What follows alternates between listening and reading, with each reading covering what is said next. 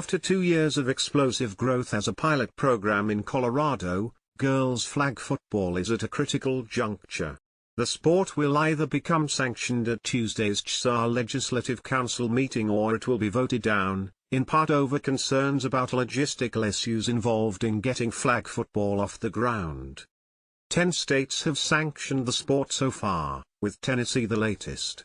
Colorado's pilot, which started with 25 teams in 2022, grew to about 1,300 players across 52 schools this past season.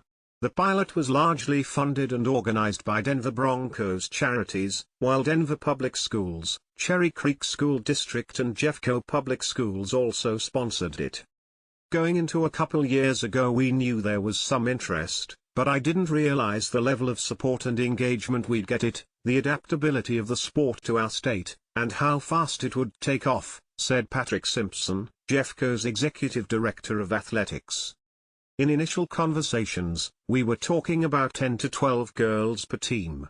But right away, from the first tryout, I got a text from the AD at Chatfield that he had 85+ girls at tryouts. It's been unbelievable the amount of girls interested in playing. Despite the popularity, several groups of schools will vote no Tuesday on sanctioning, including the Front Range League, the Patriot League and the Northern Colorado Athletic Conference. One main concern is field availability and scheduling. The 2024 Chsaa rulebook calls for a field that's 40 yards wide and 80 yards long, a change from the 30 by 60 yard fields that jamborees, single-day tournaments usually featuring 6 teams and 3 games going on at once, were played on during the pilot.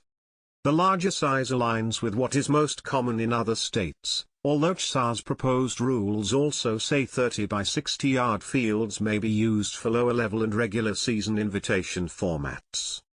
If the field size changes, you can't play a jamboree, because you can't play 3 games simultaneously, Kylie Russell, the district athletic director for Adams' 12 5-star schools, said on a Chsaa Zoom call Thursday.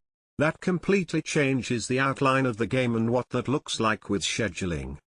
Travis Steiner, the athletic director at Platte Valley, said his Patriot League doesn't know if the logistics are all in place for it to function the way it needs to function.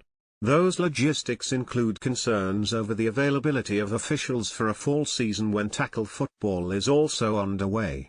The Broncos organized and trained officials over the past couple of seasons.